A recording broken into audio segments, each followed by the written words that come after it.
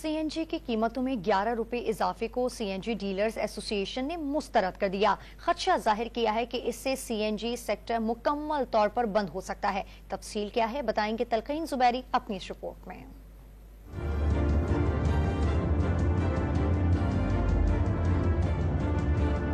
CNG 11 रुपए kilo महंगी हुई तो मुल्क में CNG सेक्टर में सरमायाकारी करने वाले मुश्किल में आ गए। CNG एसोसिएशन के नजदीक पहले ही पंप्स की अक्सरियत बंद हो गई है। ऐसे में ये फैसला रही सही कसर भी पूरी कर देगा।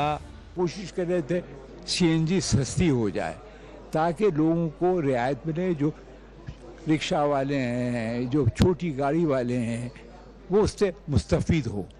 मगर गवर्नमेंट की तो पॉलिसी समझ नहीं आती है कि ये गैस बढ़ा रहे हैं तो वो भी इसको तो स्पेशल इनको रियायत देनी चाहिए। डीलर्स के नजदीक हुकूमत CNG की कीमत पेट्रोल से ज्यादा करके इस सेक्टर को मुकम्मल ताले लगाने के लिए माहौल बना रही है, मगर CNG डीलर्स अपनी अरबों रुपए की सरमायाकारी को मुंजमद नहीं होने देंगे और हुकूमती इक़दाम पे एहतजाज करेंगे। खिलाफ काम किया जा रहा है।